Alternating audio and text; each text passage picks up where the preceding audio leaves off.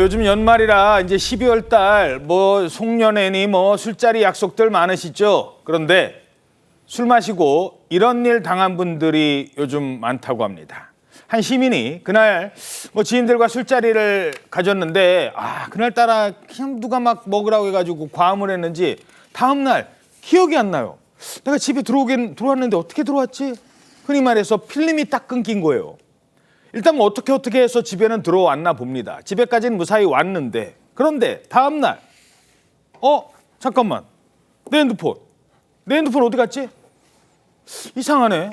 근데 요즘에 그런 게 있대요.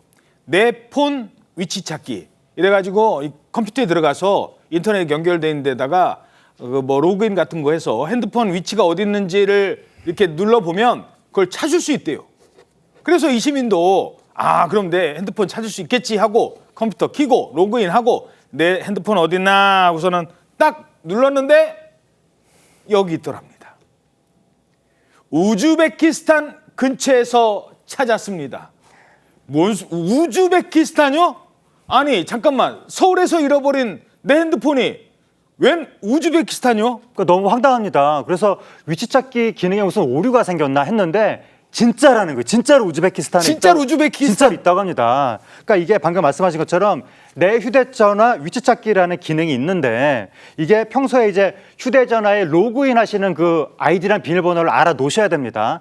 그래서 휴대전화를 어디 있는지 모르겠다라고 하셨을 때 컴퓨터를 켜고 휴대전화에 연동된 그 로그인을 하시는 거예요. 예. 그러면 휴대전화 위치가 뜨는 건데 그러니까 이 시민 같은 경우에는 뭐 서울 안에서 내가 이동하다 잃어버렸으니까 뭐 길이나 뭐 교통수단이나 그런 데 떨어뜨렸겠지라고 생각을 하였으나 정말 뜻밖에도 우즈베키스탄에 있다라고 휴대폰 위치가 뜬 것이고, 근데 또 문제가 뭐냐면 이런 분이 한둘이 아니라는 거예요. 그래요? 많은 분들이 휴대폰을 잃어버렸는데 갑자기 그게 우즈베키스탄에 있더라. 이렇게 뜨는 사례들이 많다고 합니다. 자, 게다가 여기서 하나 주목되는 게 뭐냐면요. 거기서 신호가 잡힌 거잖아요.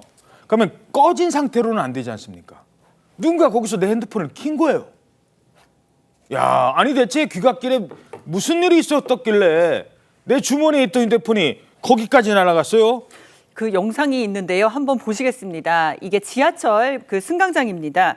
한 취객이 바닥에 누워 있는데 지금 그 취객의 핸드폰을 검정 옷을 입은 남성이 주머니에 챙깁니다. 이 취객이 바닥에 쓰러져 있으니까 도와주러 간 건가 싶었는데 우선 이렇게 취객의 휴대폰을 챙기고 막 흔들어서 깨워 보기도 합니다. 그리고 또 다른 날 이제 또 다른 승강장인데요. 이 남성은 갔습니다. 또 취객이 바닥에 떨어뜨린 휴대폰을 챙기더니 옆에 이렇게 조용히 앉아 있다가 유유히 사라집니다. 그러니까 이 피해자들은 휴대전화를 잃어버렸던 게 아니라 절도를 당한 거였습니다. 자, 그렇게 저렇게 슬쩍 도와주는 척 하면서 주머니에 넣었어요. 그럼 휴대폰은 어떻게 됐을까요? 바로 그날 그 즉시 경찰의 설명으로 들어보시죠. 절도범들은 CCTV가 없는 전동차 내에서 술에 취한 사람들을 깨워주는 척하면서 손에 들고 있던 또는 바닥에 떨어진 휴대폰을 훔쳐 도주를 했고, 그날 훔친 휴대폰은 바로 작물업자를 만나 바로 판매했습니다.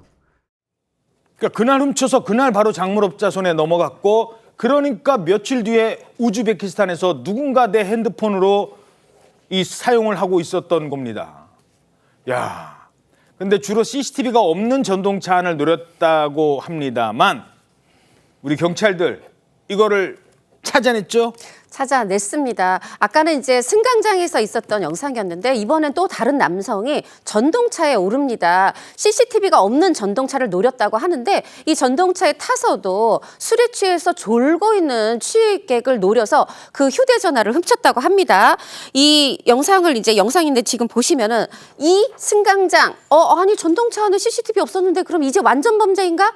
아닙니다. 승강장에 있는 CCTV가 지금 보시죠. 승강장에 있는 건데 저 전동차 안을 비췄고 취객의 휴대전화를 훔치는 장면이 딱 걸린 거죠. 지나갈 때 딱 잡히는군요. 네, 순간 포착이 된 겁니다.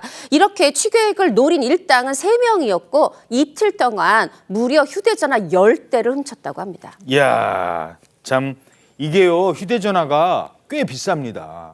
이게 훔친 휴대전화가 비싸게 거래가 된대요.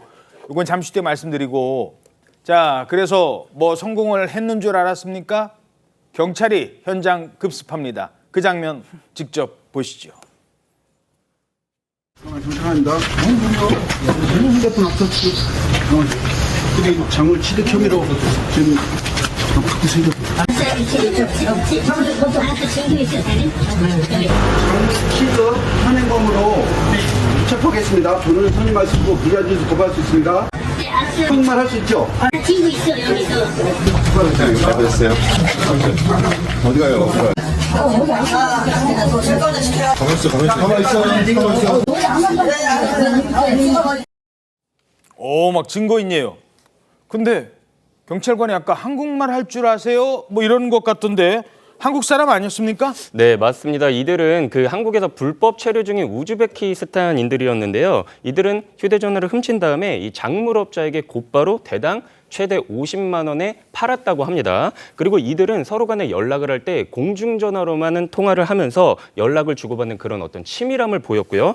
그날 훔친 핸드폰은 그날 바로 작물업자한테 팔아버렸다고 합니다. 그리고 이 작물업자는 사들인 휴대전화를 곧바로 항공 배송 물품 속에 끼워 넣어가지고 우즈베키스탄으로 밀반출을 시킨 거예요. 그러니까 한 10여 시간 후에는 우즈벡에 있는 거잖아요. 네, 맞습니다. 그래서 특히나 요즘에는 특히 연말 연시라고 해서 술자리도 많고 하지 않습니까? 그리고 지하철이나 버스 같은 경우에는 굉장히 사람들이 많이 붐비기 때문에 이런 경우에는 특히나 자기 휴대폰 혹은 나머지 소지품들을 잘 보관을 하셔야겠습니다.